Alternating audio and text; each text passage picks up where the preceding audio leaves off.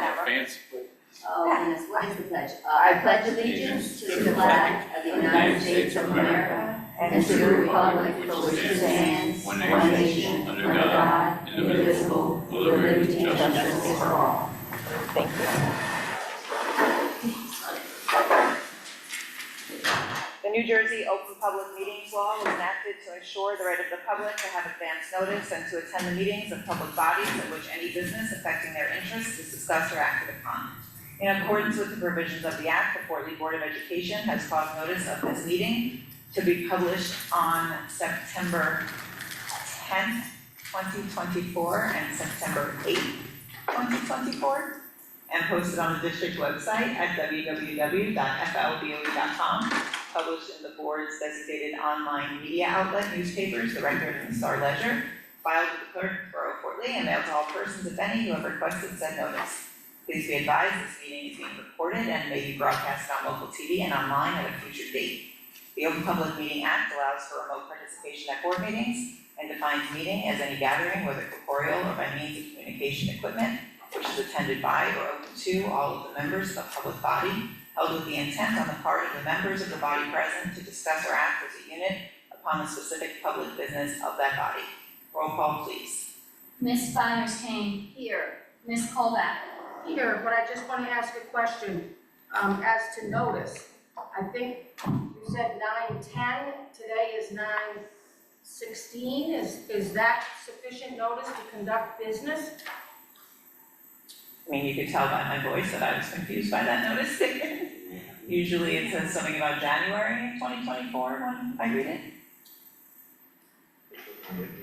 This is a regular meeting, it's been published for. This is a regular scheduled meeting, I'm not sure why the date changed. I'm asking Lindina if she knows anything about it, Well, or. there were actually two dates that she just announced. Yep. 9:10, which I don't think is sufficient notice, 9:04, I have to look at the calendar, but there was no other notice that she just recited. I mean, the dates were published after our meeting in January, Yes. when we had our calendar. I've always read the January date as when I read the notice. Someone took the script and made an intentional change, Yes. which is like, makes it kind of heightened that we clarify. Mhm. And we did vote on some meeting changes as a result of, I think, I don't know if it was Rosh Hashanah, there No, was a, October for the Board of Ed. We canceled our October meeting Right, because of There's the one, election. yeah, there's one we next. did make some changes, I just don't recall if this was one of them. This Is was that not. for Atlantic City? Yeah.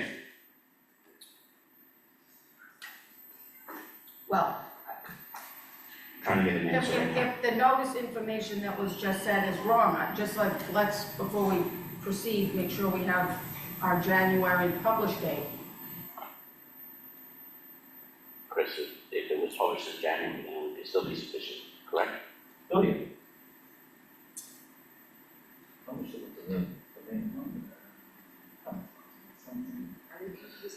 Does anyone have any clue why we I'm would trying say to 9:10 text. or 9:04? I'm trying to text the people who put together the, agenda right now. Is that Eileen? Eileen or Tracy?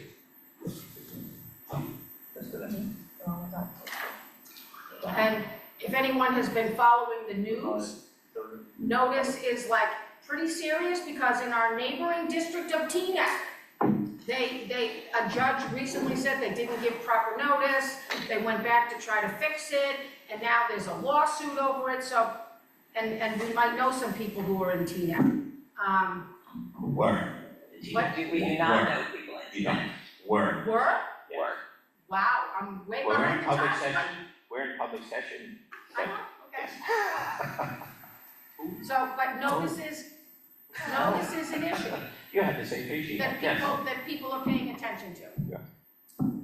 There was an ethics complaint filed, the ethics complaint came back, I think, saying, yeah, there was an issue, and then there's lawsuits, I don't know, it's just something that I think that we should be very sensitive to and make sure that all of our i's are crossed, i's are dotted and t's are crossed. Speaking of ethics complaints, does anyone know how long it takes to get a response from one? Alright, can we wait until we finish? We haven't Okay. even taken roll call yet. Yeah, we're in public session. We're waiting on an answer on the I'm notice. just curious, a response from what? And that's like, I think we'll talk about that in, But we're in public session Executive. still. You want roll call, right? well, I don't know, Paul is questioning the reading of the notice, so I don't know that she wants us to continue until we have an answer. Can We can take continue? roll call, who's here, I just would like to nail The that down. revised calendar was September 3rd, which is plenty of days. And if it was, it said, I think there were 2 other dates of notice that we provided, and whatever. The dates that were just recited were November 10th, September September 10th, September. and September 4th. 8th. Yes. September 8th. Yes, September 8th. September 10th and September 8th. I wrote down 9/4 when you said it, but I said, no, September 8th, 2024. It's September 8th. that wasn't reading it. Now, just for, I don't know what reference, I guess, last meeting, the notice was dated April 15th, 2024. And your policy only requires 48 hours. Correct. So, And Once that's, it's- that's in the law? For a normal public 48 business hours. meeting, 48 hours. It's in your policy. I think that that's a special meeting and the agenda has to be. The board secretary shall provide written advance notice of at least 48 hours, giving the time, date, location, and to the extent known, the agenda of any regular, special, or rescheduled. Okay, We're well, trying to show I you didn't the get any 48-hour notice from the central office. About what? This meeting? A 48-hour No, at notice, least- it's at a least very 48 hours. specific 48-hour notice. No, it says at least 48 hours. Everyone in the public, it sounds like they received 6 and 8 or 11 days notice, whatever the two, plus the September 3rd rescheduling of the meeting calendar that was on the website. What is the September 3rd rescheduling? You voted no, to it's in the- change the calendar it's in the for meeting. canceling the October meeting, the Yeah. second October meeting. My recollection is that the resolution on September 3rd made no reference to September 16th. It was on the original meeting date Right, in so a January. reference to 9/3 as affecting tonight's meeting notice, I don't see the connection. No, I was just saying that the revised calendar is dated like three. That's on the website. That's what I was thinking. That's what I'm. Which includes tonight's date.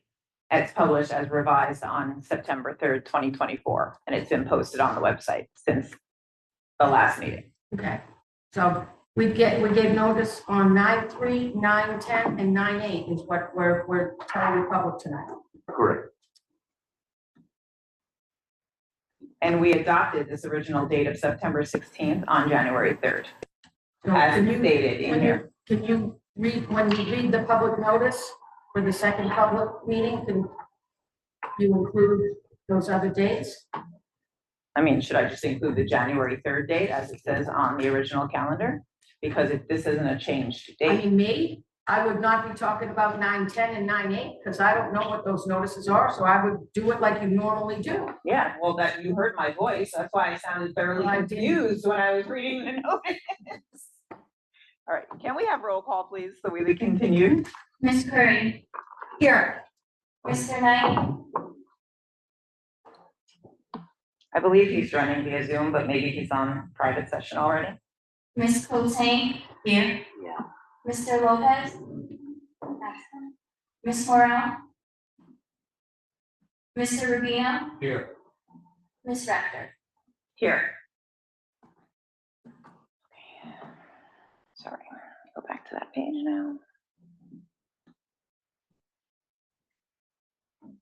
Okay. The board will convene to executive session. May I have a roll call, please? May I have a motion to adjourn to executive session? We will reconvene at approximately 7:30 PM to public session. Motion. Second, Motion, Kotang, second, Colback. All in favor? Aye. Any opposed or abstentions? Okay. Of America, and to the republic for which it stands, one nation, under God, indivisible, with liberty and justice for all. The New Jersey Open Public Meetings Law was enacted to ensure the right of the public to have advance notice and to attend the meeting of public bodies in which any business affecting their interests is discussed or acted upon. In accordance with the provisions of the Act, the Fort Lee Board of Education has caused notice of this meeting to be published on September 8th, 2024 and September 10th, 2024, posted on the district website at www.flboe.com, published in the board's designated online media outlet newspaper, The Record and the Star Ledger, filed with the clerk of the Borough of Fort Lee, and mailed to all persons, if any, who have requested said notice. Please be advised this meeting is being recorded and may be broadcasted on local TV and online at a future date. The Open Public Meeting Act allows for remote participation at board meetings and defines meeting as any gathering, whether corporeal or by means of communication equipment, which is attended by or open to all of the members of a public body held with the intent on the part of the members of the body present to discuss or act as a unit upon the specific public business of that body. Roll call, please. Ms. Byers Kane. Here. Ms. Callback. Here. Ms. Curry. Here. Mr. Knight. I'm present. He's on. No, I'm present. Ms. Coulter. Here. Mr. Lopez. Absent. Yes. Ms. Morel. Absent. Mr. Rubino. Here. Ms. Rector. Here. The board convened executive session at 6:30 p.m. to discuss legal, personnel, and other confidential matters. Dr. Kravitz, will you please begin by sharing your superintendent's report? Good evening, everyone, and thank you to everyone joining us in person. It's also on Zoom. You'll notice that some of the cameras are a little different this time. We have a new camera system that tracks the voices. So if you hear it or you see it jump from person to person, it's because it is voice activated. Thank you again for everyone to join us. I would like to remind everybody that starting in October, we will have our student representatives back on the Board of Education, so they will participate with us. Since our last meeting, we have opened the schools and began another school year. We've had some concerns expressed mostly in a few areas, and I'd like to address them. One area was in our high school staffing, specifically with biology. And as I've said many times before, that we all know in social media that talked about regularly that there's a shortage of teachers in the state of New Jersey and nationally. Anytime there's a lead replacement, we advertise that position. We try to fill it as best we can, even when it comes to a substitute. As we do regularly, we look for alternatives, ways to find our candidates. So what we have started this year is to start to look for candidates who are substitutes in our district, who may have a bachelor's degree, who would be interested in obtaining the teacher certification. In that case, we help them facilitate the process by saying, hey, you have a bachelor's degree in, let's say, biology. Why don't you consider teaching biology? And we will sit with them, help them fill out the paperwork, share with them. And then once that happens, once paperwork is sent into the system, we can expedite that process, which will help them with their certification. So substitutes can stay in classrooms, they can teach, and then we are able to then have individuals in the classroom. There's a shortage, but we constantly are advertising for people and making sure that we can find people. Specifically special education, they issue emergency certification. So if someone does have a certificate, let's say in graphic design or in communication or English, we offer them the opportunity to say, would you be willing to, actually they have to make an arrangement with the state, which we would facilitate, that says, I will be pursuing my special education degree as well. They have several years to complete that degree, and we can actually put them in a classroom right away. Again, with permission from the state, making sure that they are certified in one area, and then we can help them get that certification in special education. As long as they continue that educational process, they can be certified. So it is within the law, and it's another way to resource. I know some of us in the central law office have come through countless numbers of substitutes saying, would you be interested? And we found a few, and that's how we filled some of our lead replacements. And I remind everyone that a lead replacement, specifically in math and science, is very hard to keep. What their goal is always to look for a permanent position. So as a shortage of science, science and math, as well as world language teachers, if we are advertising for a lead replacement and there's a district very close by looking for a tenure track, meaning after 3 to 4 years, they will get tenure, they immediately give their notice and say, I'm going to go work for that other district, knowing that it's a permanent position. So that's one of the other difficulties, not only in Fort Lee, but a lot of districts face. With that being said, the other area we face is busing, and I remind everyone that there are ways in which routes are developed. So usually there's two ways. The first way is that districts go out to bid for a route. They determine stops, they determine how many students. Once they win the bid, which means it's the lowest cost, we assume that it's working, and the stops are all fair to everyone. We've recently received requests from families saying, could you please adjust the stops? What we do is contact the person who won that bid and ask them to make the adjustments. If they can, they will. But again, remembering that when they make the route, they're making the stops as equidistant for everyone, so it's fair. There might be some changes for people, as again, last year there might have been only, let's say, 2 parents or 2 students who live at the Horizon House, and now there might be 6, so that route might change, and then other stops would change along the way, making sure that everyone's equidistant. The other option is the district has been managing their own routes, and we use it with our own drivers and our own buses. Based on the number of students and locations, it becomes our responsibility to ensure everything is running smoothly. With the information regarding subscription busing, we were able to secure an additional bus by renting it from Leona. We have a bus of our own coming. We had ordered one, but it takes a backlog, and we should have it within the next several months. We created our own routes. We hope to get this all sorted out, and I remind everyone that we hope to have some clarity for future bus routes earlier in the process than we did this year. And apologize for the delayed, information at the end of the summer, but we look to get better at that. Another area of concern that we are attempting to address is the playground at school number 1. This playground has been deemed unsafe and obsolete. In fact, in some of the areas of the bridge, there's 3 inches between each set. Those 3 inches present a tripping hazard, according to the insurance company, have been asked to cordon off the playground and come up with new alternatives. So we have gotten a quote to repair it and take away the bridge and do additional items, or we've gotten quotes. We have one quote and another one pending that we should have any day that would allow us to replace the entire unit. Again, that would be several months, but there will be a fence around that area because it is deemed unsafe by both the insurance company and the company that annually checks our playground. Additionally, as we've heard about the lights at the field, they were contracted to be fixed. There's a purchase order out there for $2,000. We will be checking into it, and we've had numerous questions regarding the scoreboard as well. We will contact the same company to make sure that that is fixed. Lastly, there were some questions regarding security and some individuals near our schools on Friday. These individuals were on public property. I remind everyone that the sidewalk in front of the school is public property, according to the police department, who happened to be there. And one of the reasons why they were there is I'm proud to say that we work with the Fort Lee Police Department very well. They regularly patrol our district. Every patrol officer is required to patrol a school every day. And I thank Chief Matt Hinsey and the entire Fort Lee Police Department for working with us to make sure our schools are safe. They go above and beyond to make sure that every student is safe, and that is a great police department to work with. So, with that being said, I wish everyone a happy school year, a great school year, and we'll continue to work. Thank you. Thank you, Dr. Kravitz. Are there committee reports?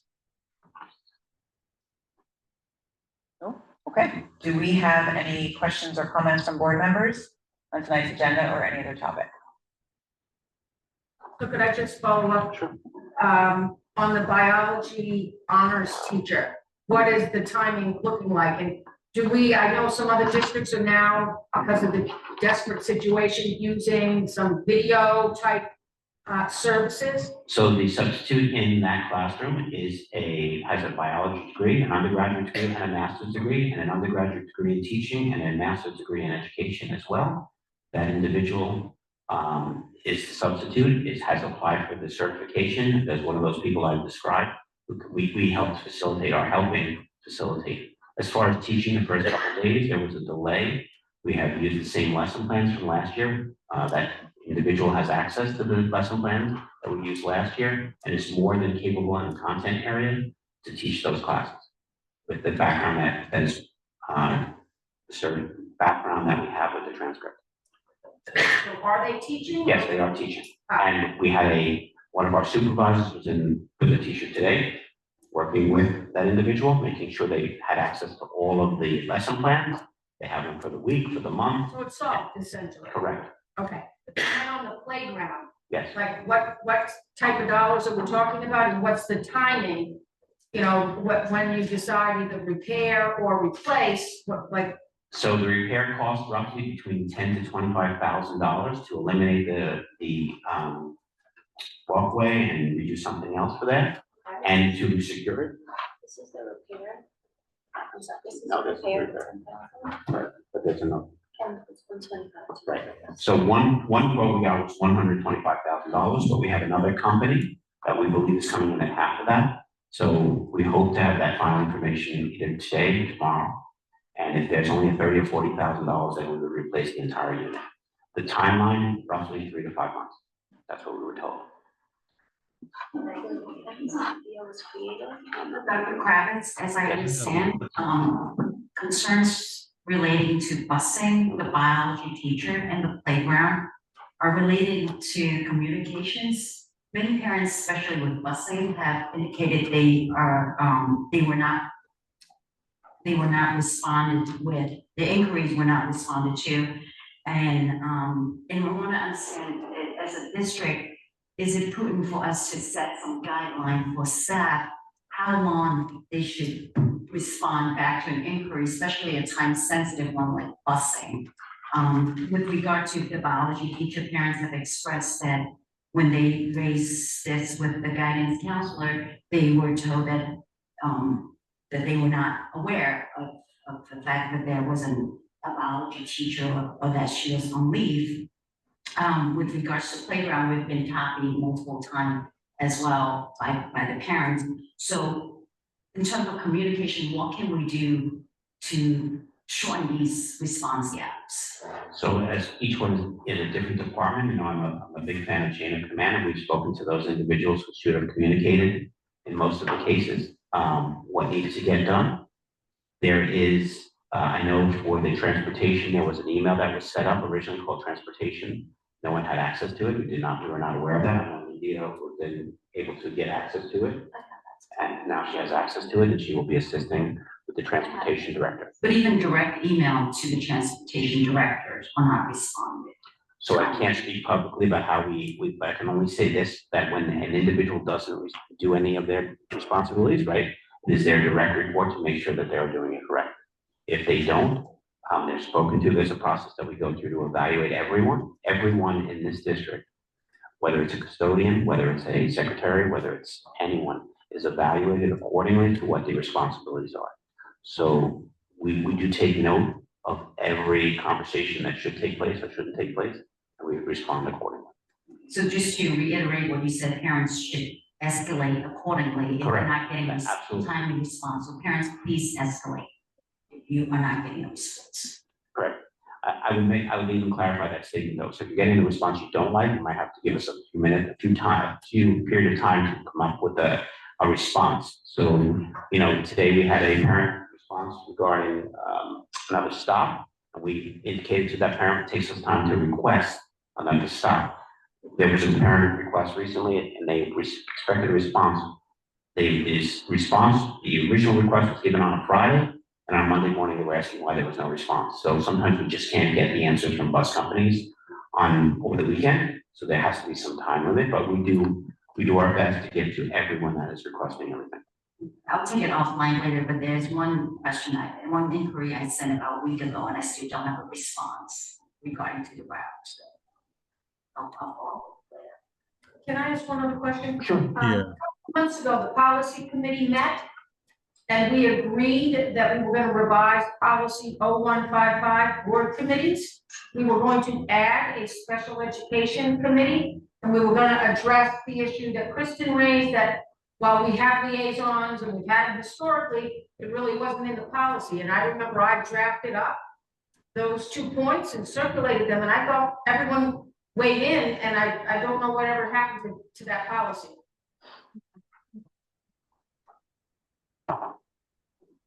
All right, I have something. Hold on, Diane. Hold on one second, Casey. Diane's answering.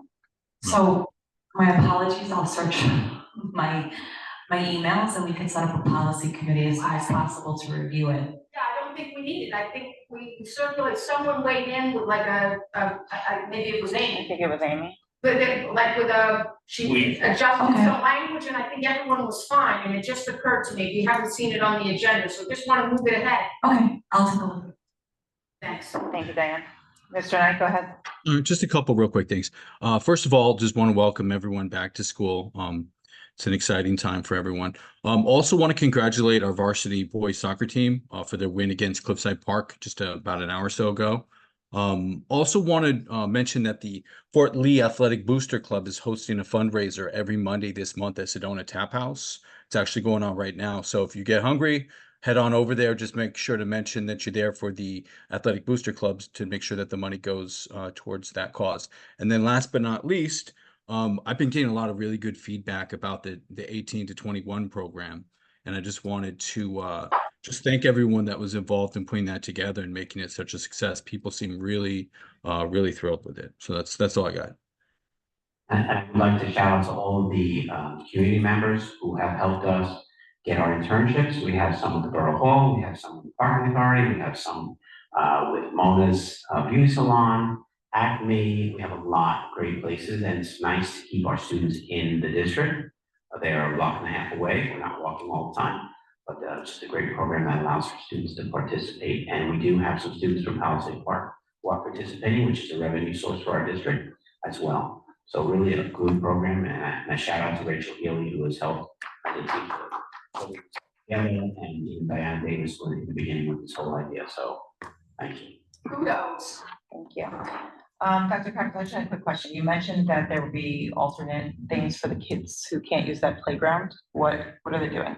We're waiting to see what we can possibly keep and then salvage, and see what we can do something for them.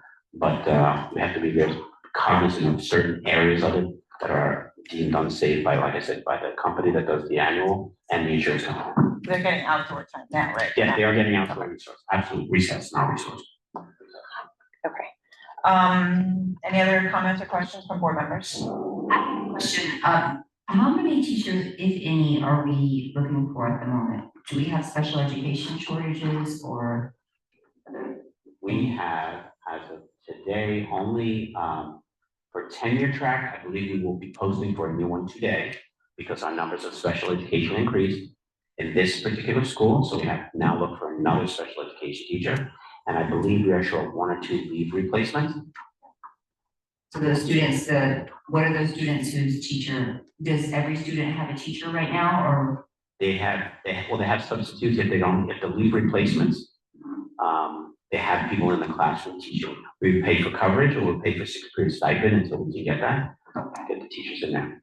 Okay. We are looking for 1 or 2 special education teachers, and that's why what we've done is, as I mentioned before, looking for someone who has certification, who may have applied for a social studies position, which we didn't need, but we can offer them, if they're willing to make the commitment to us and the state, we can help facilitate that special education endorsement. They have to go to school for the 2 years, but they can go right into the classroom if they specifically have a standard certificate in social studies.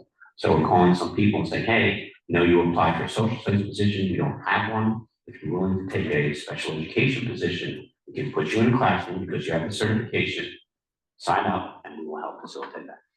So they have to go to school for 2 years to get a special ed, or even if they already have their regular certificate? If they are certified in a content area, so if their content area is social studies, as an example, they can get the special education endorsement. They make the commitment. It could be shorter. They're willing to go, more credits, but they have to show progress and move progress. But they get to teach. They get to teach right away. Even though Correct. so the two, okay, immediately they can get. That's correct. I have one more question. What about the NJSLA testing results? I think some of them have been coming back, because I've heard whispers of what maybe happened said at school or something like that, and I'm wondering when the parents will be notified. We will be doing the presentation in October. No. November, sorry. Parents always get a letter. No. We get a letter of where the students land and. Because it's 60 days. Okay, I didn't move, and I get mine. 60 days from. We can look into it. Yeah. I don't know. I didn't see that. No, but I'll check. We'll get an answer for you. Yeah, thank you so much. You're welcome. Okay, before we go into public comment, the last meeting we had talked about and circulated ideas for goals. Did anyone come with anything tonight that they wanted to start adding to a list to continue discussion on? Last meeting, you said we wanted to do it sooner at the beginning of the meeting rather than. My dog ate my homework. I do want to add, teacher shortage to, a focus, a priority item for the district.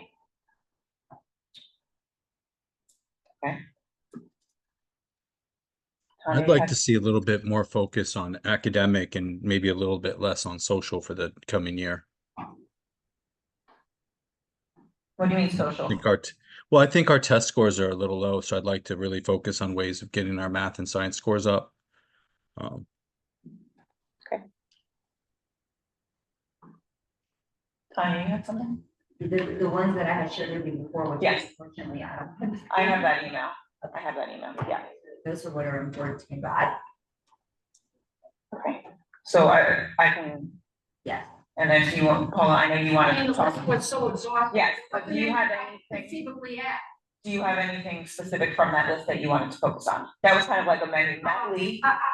I could email you and Yeah. closer look. Yeah, no, Because I'm afraid that. the reason we sent that list was because Matt Lee suggested a menu item for people to look at rather than just like. My top 3 or line. 4, Yeah. you could see where they fit in. Yeah, so for the next I meeting. thought it was like all of them. Oh, no, that was like, there's like 18 things on I that. got it. Anyone on the side? I would just want to add to, along the same line of academic achievement, curriculum leadership and innovation. Okay. I'd also like to bring up, I think special needs, and I think it's good that we're going to have a committee for that, but I think, an emphasis on desegregating school number 2 a little bit and taking a look at that and just trying to provide a little bit more evenly spread services to the kids in our communities.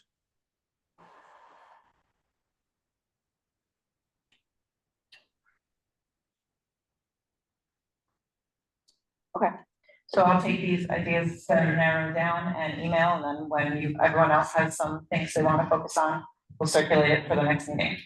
Okay? All right, may I have a motion to open the floor to the public? Motion? Motion, Rubino, second, Curry. All in favor? Any opposed or abstentions? Okay, we will hear first from members of the public physically located in the cafeteria. Then we will take questions and comments from those participating remotely. Participants are limited to 3 minutes in which to make their statement. For remote public participants, please select the raise hand button. Mr. Ruggiero will recognize each community member in order of the hands raised by lowering your hand. Please unmute your microphone, state your name and address for the record, and begin your comments. Please, everyone limit your comments to 3 minutes, and everyone please state your name and address for the record. Go ahead, please. Thank you. Keith Goslin, 2185 Lemoyne Avenue.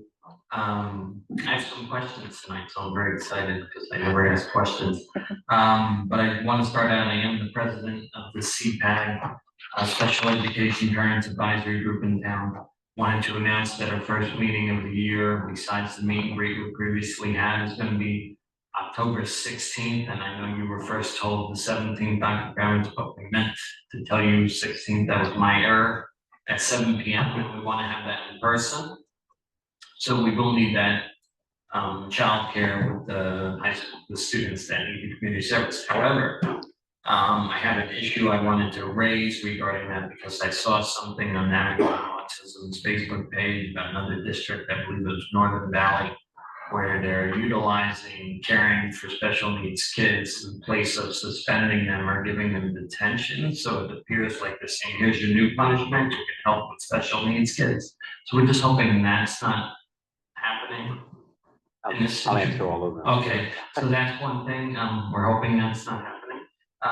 The other thing, forgive me, my phone went to sleep. Busing, we were talking about it earlier, and I've had challenges at my house, but we're fortunate where my wife and I are able to team up and deal with 90-minute delays, and usually they work out by the second or third or fourth week. But some parents have asked me, is there a way, like New Jersey Transit, you can see when your bus is about to arrive? Do we have tracking systems on our buses that can be shared with them, or an Apple AirTag or something? So that parents know. I know with my daughter, last year, she used to be very challenging to hold in one spot. She would get very agitated. So best if the bus was there, we walked around, put her on, and done with it, not walk around for 90 minutes. So some parents are concerned where they want to time it perfectly, their kids are not able to sit still. So that's why I'm bringing that up, and that's all the questions I have. Thank you. Thank you for your questions. So first, October 16th instead of 17th, got it. The students who who complete community service, they're not in lieu of detention or anything of that nature. We have a program that students have to get verified that they're attending and everyone checks it. So it is not in lieu of detention. As far as the tracking system, you might have heard out there that we use a thing called TransFinder. TransFinder is a new program that this district has engaged with this year, which helped us identify actual distances. Before, people were using Google Maps, determining the distance between the locations. TransFinder is a program used in many districts in Bergen County. Not only does it help determine the distance, but it does offer a component that helps you track the bus, and it also helps for, which we talked about, field trips as well, so that it allows for us to manage our field trips with our own buses to hopefully identify some cost savings. So yes, there is an option in TransFinder that we will be turning on as soon as we get the kinks out of our system. We have a new business administrator starting as well that will allow parents to be able to see where the bus is at all times as it's coming closer to your house. Wonderful, thank you. You got it.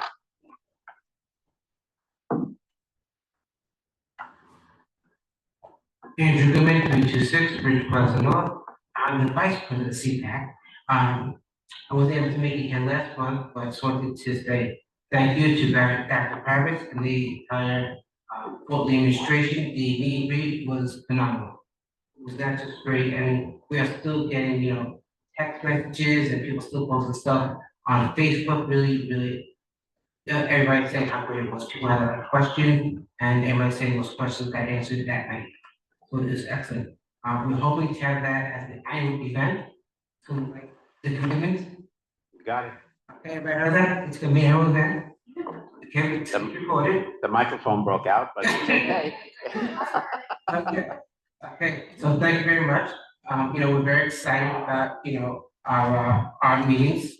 We wanted, we met, prior to planning with Dr. Kravitz and also the new director of the child study team. And the only thing Dr. Kravitz said was yes. Is there any yeses? No, that's good. And so it was really good. We have so far, we've had great communication with administration and also with the new director, and we'd like to continue that open communication. And Keith, I guess you say, schedule for us to meet regularly. So that's about it. Also flyer, I don't know who did it, the meet and greet, but the flyer was gorgeous. So kudos to whoever did it. Please say thank you to them.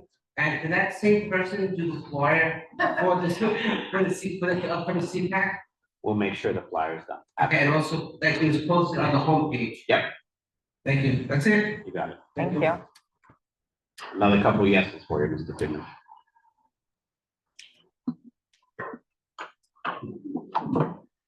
Kyle Sandberg, 809 Harvard Place, Fort Lee, New Jersey.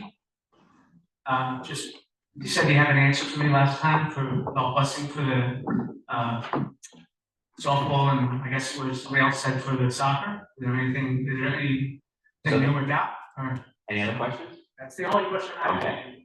So that person's not here, but Lenita, but I'm going to just answer some of the things we've been doing some research. So just to clarify for everyone out there, we try to figure it out. So we ran through our first payroll. We're seeing where we are financially. Because that's one of the most important things to support this. But I just want to clarify a lot of things. So for practices, so the boys track for practices does not have a bus. So the only two sports that we currently have for all of our, and I mean high school and middle school, is the bowling team and the golf team for practices.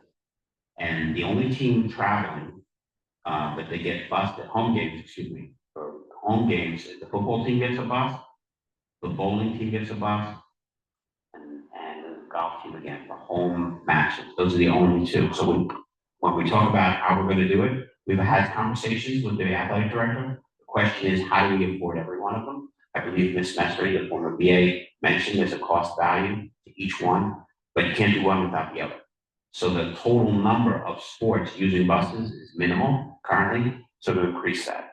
So one of the things when I spoke about busing, what we've done is we're tiering bus routes ourselves, which allows us to do more and more with our own drivers. So I'm not gonna say no, I'm gonna say we're still looking at everything, but we also recognize that we wanna be equitable with all of our teams. We wouldn't leave the bus home, we don't leave the bus here at 3 o'clock when we leave here, that's the problem. There's no bus, most people pick up their kids at the field, wherever it is, but just get from here to there. Understood, and we're looking to address it. The problem is, again, I understand, I'm just saying, I feel bad for kids that don't play the sport because they can't get there. And I've heard of this in soccer, in a lot of sports. So it's just a shame that if a kid wants to play, if the parents work, well, I'm in New York all day or whatever, and they can't get there, they can't play. understood. Yeah, we're on it, we're looking at it, but it's not an easy answer, yes and no, because when we start to look at everyone in equity, which our goal is, how do you say no to the girls tennis team, but say yes to the girls softball team? Correct. Or the boys, right, or they have to be fair to them. That's the problem. And I understand though the bus leaves will be like by 3:30 and the field is only 10 minutes away. So it's like, I don't know what the other buses are doing, no cabs. So we run routes for. I know, For but once they're everyone. done, dropping people off. Yeah. I understand. Okay, but we're on it, looking for it. I'll be back. I'll be here. Thank you. Is there anyone else in the audience who wishes to speak before we go to Zoom? Okay, Mr. Ruggiero, you're up. Hurley, you've been promoted to panelist. Please unmute your microphone and feel free to share your video. Please state your name and address for the record. You have 3 minutes.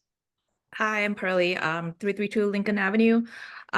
So I am one of the parents whose son had the bio honors teacher. And obviously, we escalated it to Dr. Kravitz, and thank you, Dr. Kravitz and President Richter for rectifying it and getting us some answers. However, there are still some unknowns that I'm not sure if, Dr. Kravitz, you can help us address. So when I spoke with Mrs. Glynn last week, she told me that because this teacher or is a sub, that she's only able to be at school 4 days a week. So knowing that she's still getting her certifications, what does it mean in terms of her employment status? Is it still going to be 4 days? And then what happens to the day that she's not able to be there? And is she certified to teach lab as well? So last Tuesday, when they had nothing to do, my son had 2 periods. Basically, all the kids at that class, because they had lab and gym, and that day was supposed to be, well, two periods of bio together. So it was from 1:04 to 2:36. They had nothing to do. And tomorrow is going to be that day. So I just want to make sure, that's not happening. And then another thing that happened was also they were given a packet to fill out with I guess like curriculum to figure out some answers on their own. However, the package that they were given was McGraw-Hill, and then the answers that they were supposed to look up was based on Pearson curriculum. So obviously the kids weren't able to do that work. So there seems a little bit of disorganization over there that I'm hoping that can be addressed. And then the last thing is I'm asking for transparency from the school. The communication has been really bad from the high school.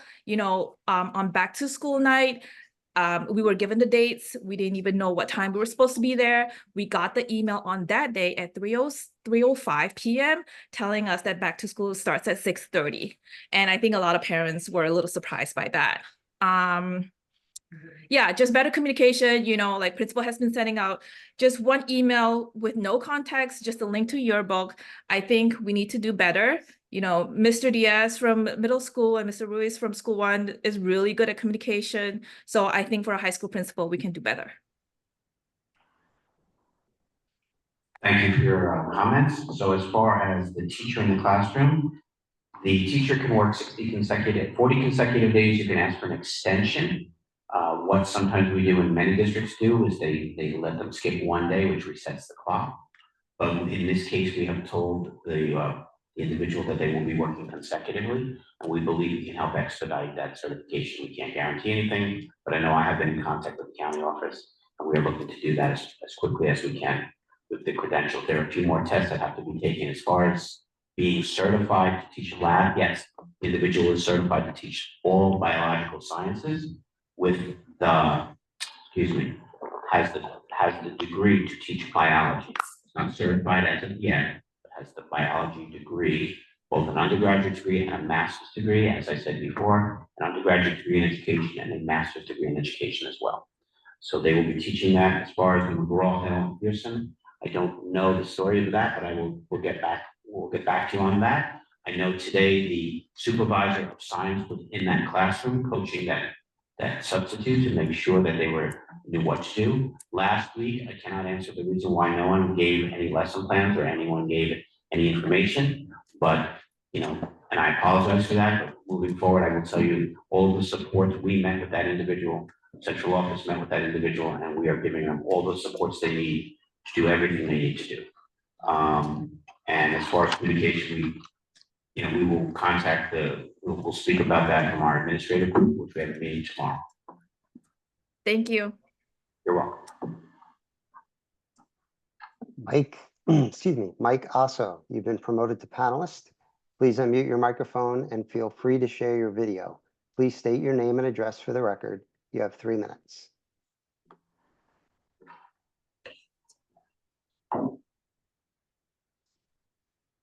Hi, everyone.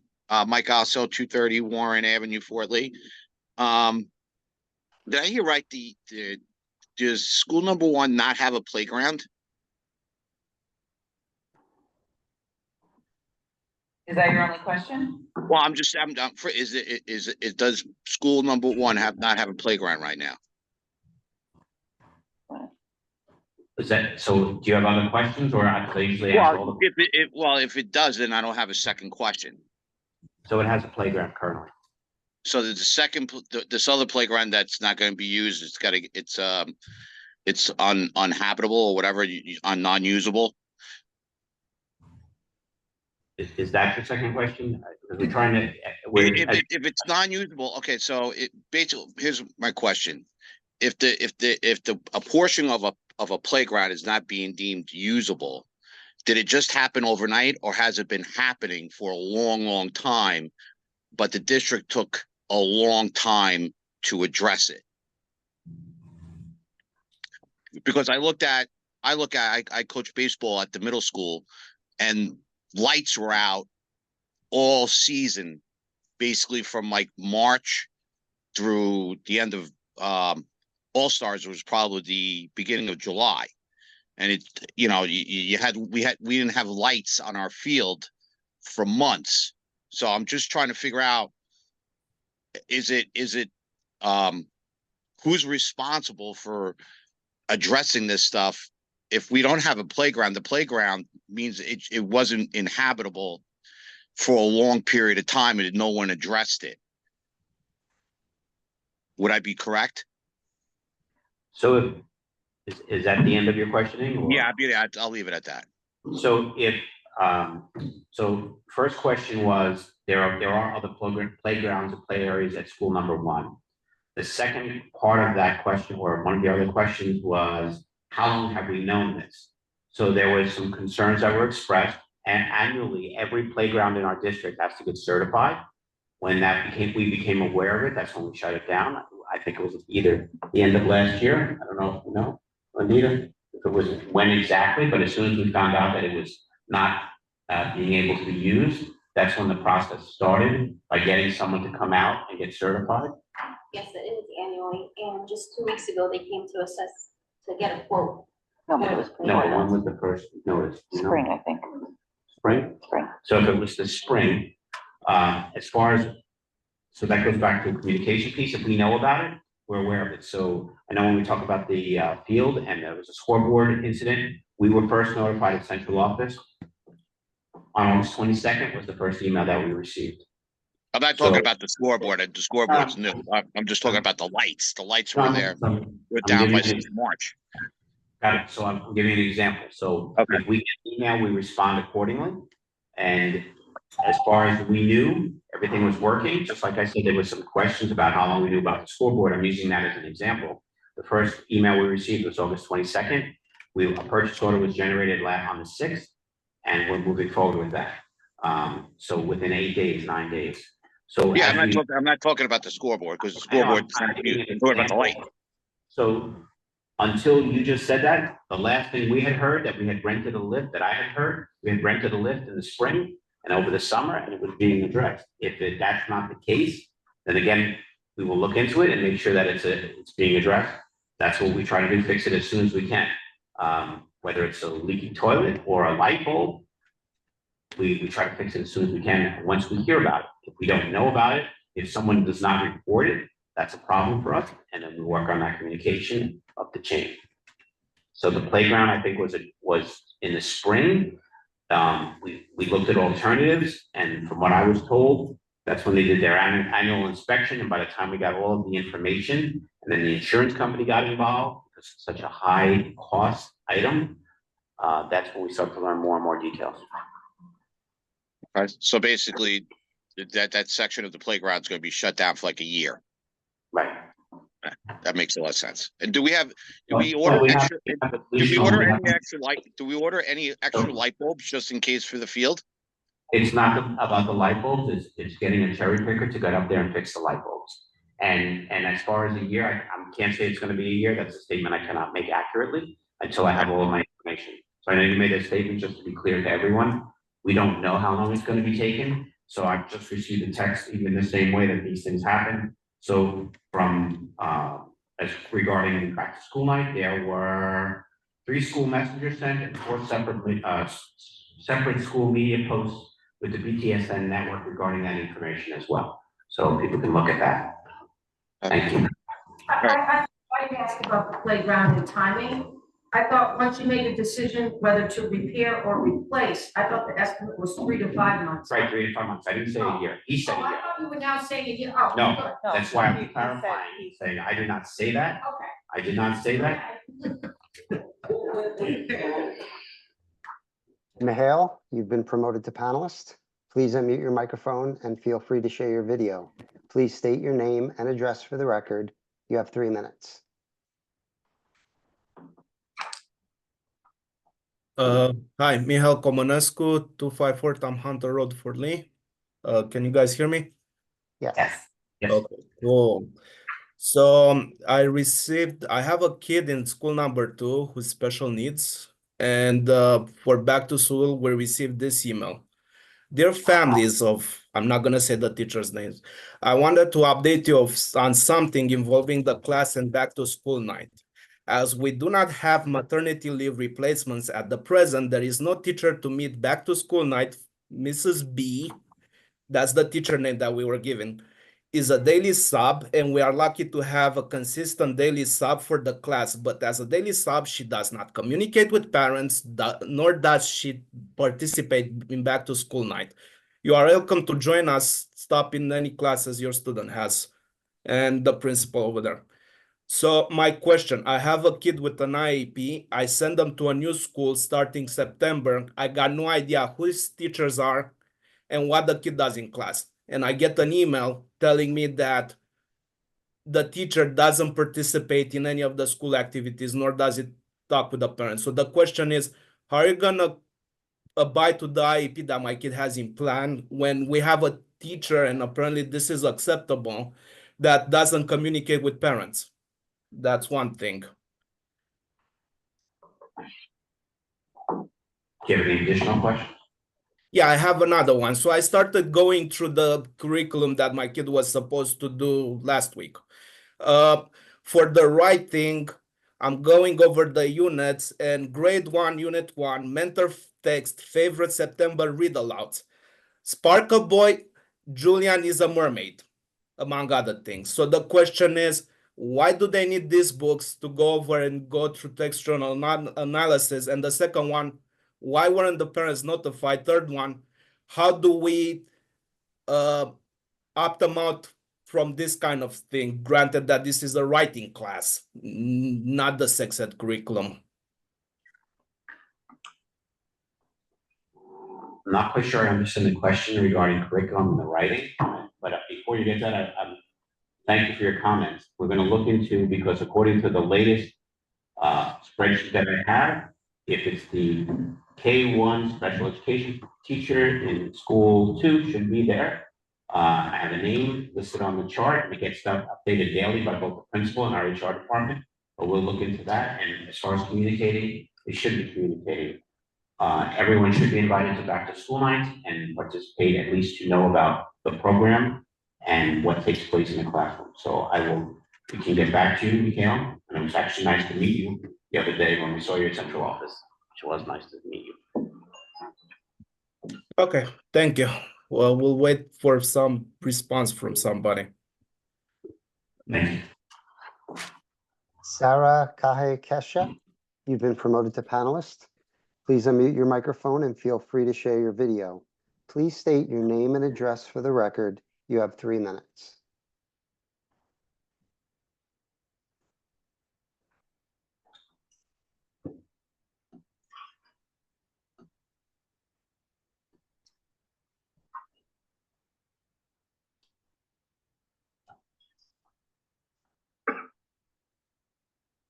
We can't hear you, Sarah, but you're not muted.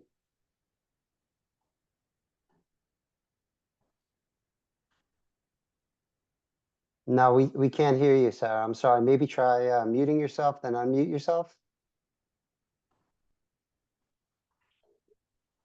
No, I think you have some audio problems.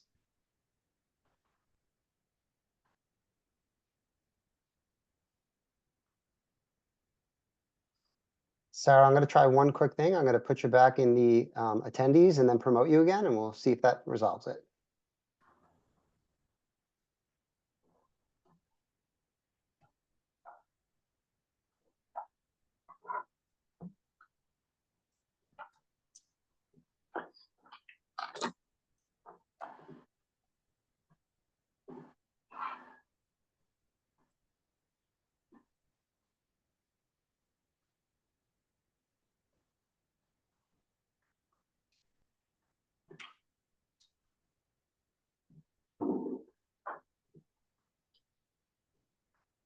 Do you hear and see me now? Yes, we can. Okay. As far as for the meeting, I wanted to say thank you for putting the aid. Just state your name and address for the record, please. I'm sorry, yes. My name is Saya and the address is 484 Main Street, Port Lee, New Jersey.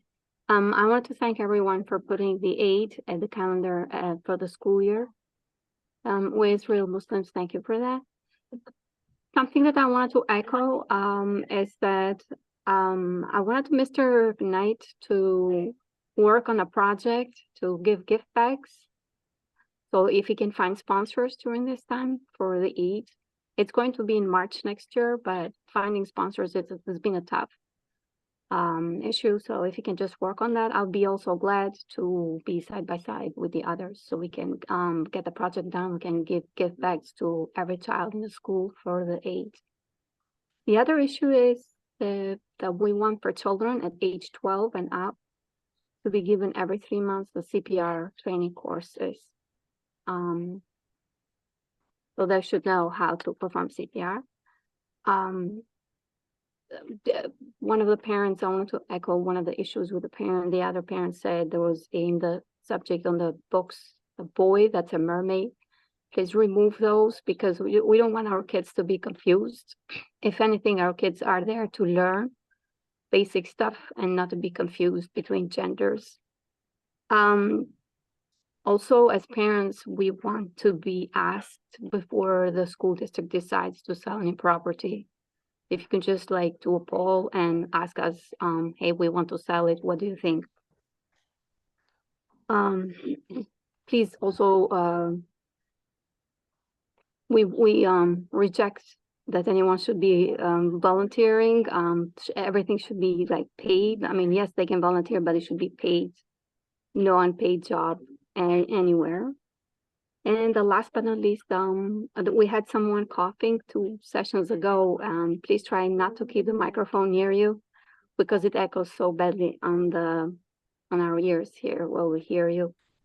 I thank you very much for your attention and I yield my time. Thank you. Thank you for your comments. The 11th grade curriculum for health has in CPR, if I'm not mistaken.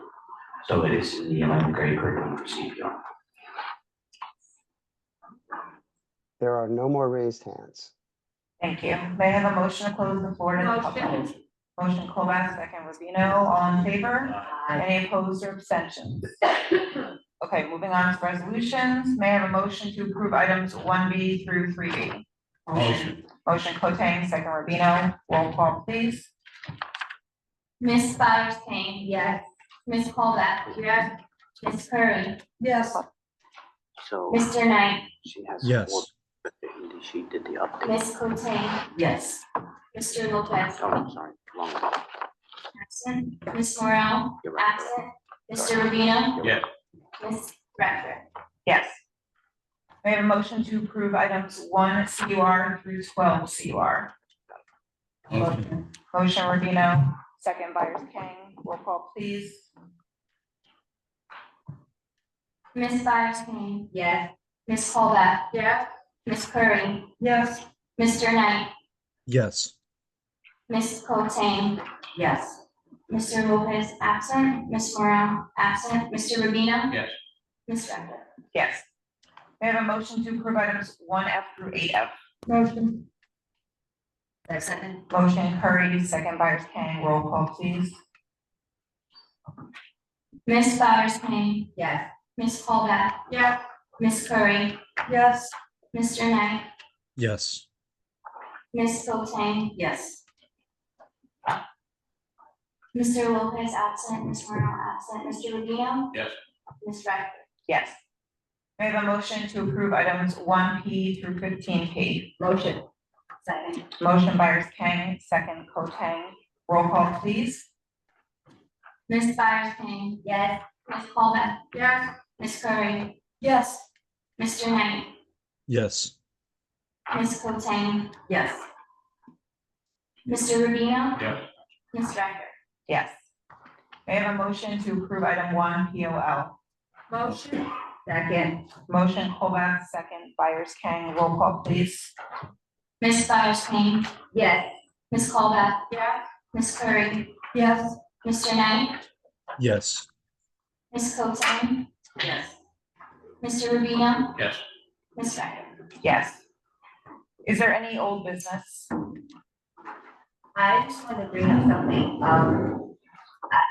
I mentioned this before in a meeting when we had a curriculum meeting, but we never really did as much with it. It's, if we could find a way that each grade level could go on a field trip of some sort, I think that would be very enjoyable and a great learning experience for the students.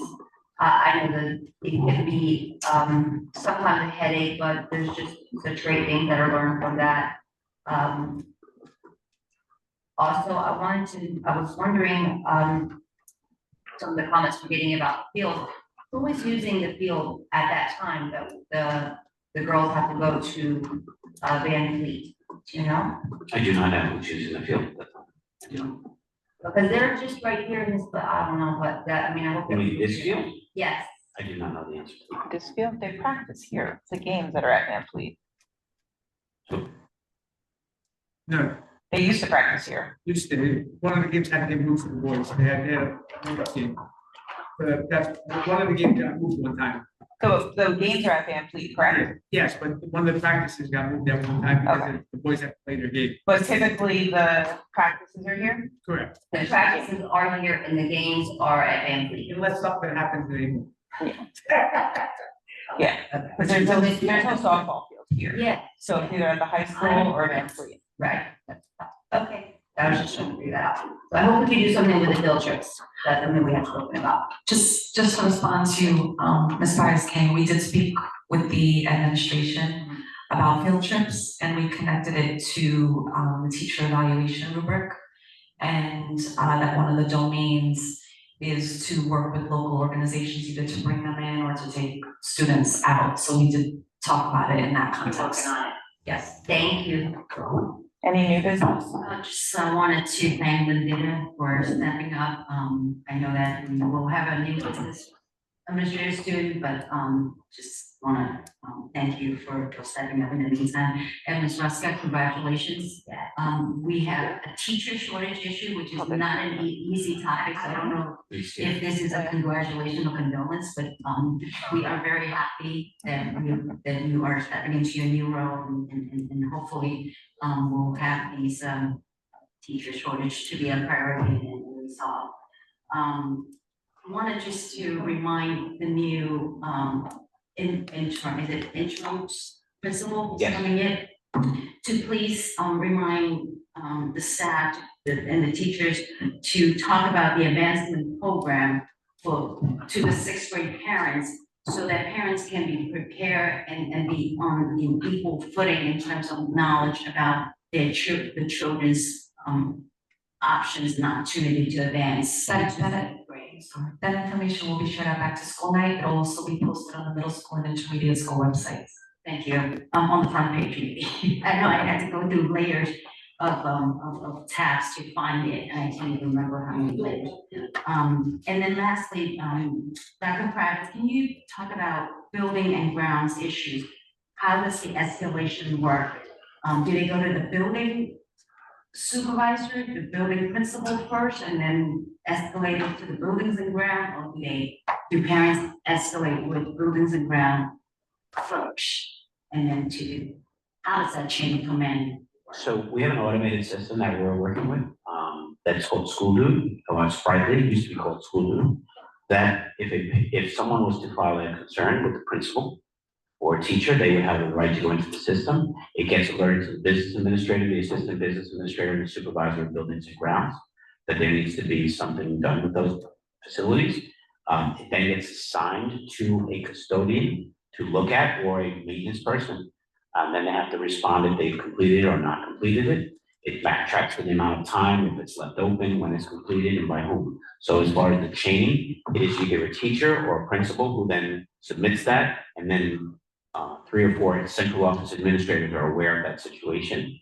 But it automatically generates a work order in both English and Spanish to our custodians to say this is what you need to work on.